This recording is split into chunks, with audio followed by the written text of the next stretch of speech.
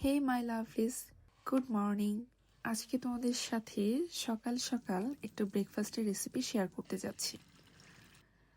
স্বভাবতই প্রতিদিন আমার এত সুন্দর মতো সকাল শুরু হয় না। এক এক দিন এক এক রকম কাজের ব্যস্ততা থাকে, আর সব দিন এক রকমের ব্রেকফাস্ট খাওয়াও যায় না, আর সব দিন এক রকমের টাইম স্কেজুয়াল যেটা থাকে সেটা মেনটেনও করা যায় না। তো আজকে যেহেতু ডে অফ ছিল, আর মনে হলো যে একটা হেলদি ব্রেকফাস্ট রেডি করি বাসার সবার জন্য, তো শুরু করলাম। তো চলো, এখানে আমি ব্রোকলি নিয়ে নিয়েছিলাম, আর ব্রোকলি নিয়ে সেটা আমি চপ করে নিচ্ছিলাম ভালো করে, কারণ এটা চপিং করে নিতে হবে যেহেতু আমি বয়েল উঠিয়ে দিব। তারপর এখানে ব্রোকলিগুলো কাটা হয়ে গেছে আমার।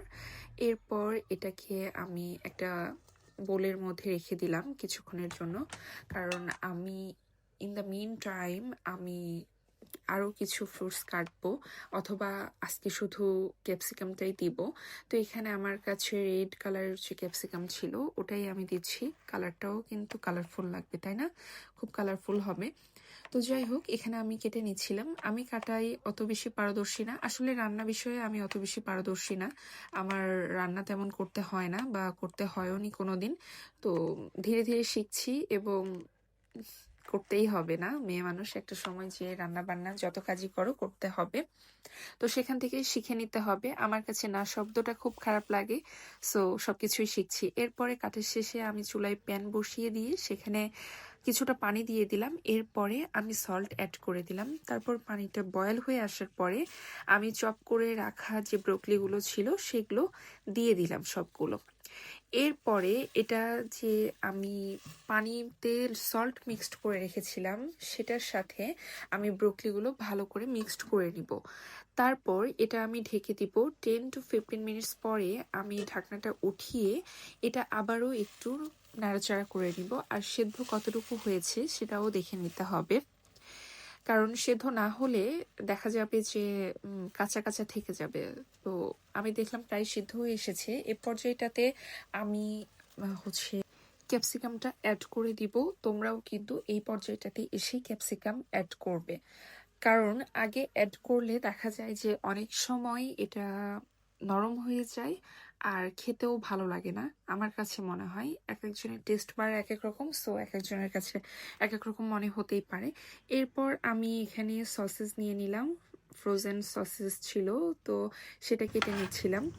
এটা কেটে নেওয়ার পরে আমি চুলাতে প্যান বসিয়ে দিলাম। এরপর এখানে কিছুটা ঘি দিয়ে দিলাম, যেহেতু আমার মাও খাবে, এখানে বাসার সবাই খাবে, তো আমি আর অলিভ অয়েল ইউজ করব না, এখানে আমি ঘি ইউজ করছি আজকে। আর দেখা যায় আমি ঘি খাওয়ারই চেষ্টা করি সকালে যদি কোনো কিছু ফ্রাই করি। তো এখানে আর কি আমি সসেসগুলো যেগুলো কেটে রেখেছিলাম সেগুলো দিয়ে দিলাম। এগুলো একটু ফ্রাই করে নিব। দেন যখন এটা দেখবো যে মোটামুটি ফ্রাই হয়ে এসেছে, কারণ আমি একেবারে কাঁচা খেতে পারবো না, তো এখানে যখন দেখবো যে মোটামুটি ফ্রাই হয়ে এসেছে তারপর এটা উঠিয়ে নেওয়ার পরে এখানে ডিম পোস্ট দিয়ে দিব। তো ইন দ্য মিন টাইম আমার হাতে একটু আঁচ লাগে, যার কারণে আমি রান্না বন্ধ করে দিই এবং মা রান্না করতে শুরু করে। তো এখানে মা আর কি ডিমগুলোকে পোস্ট করে নিচ্ছিল, তারপর ডিম পোস্ট শেষে এটা উঠিয়ে নেওয়া হলো।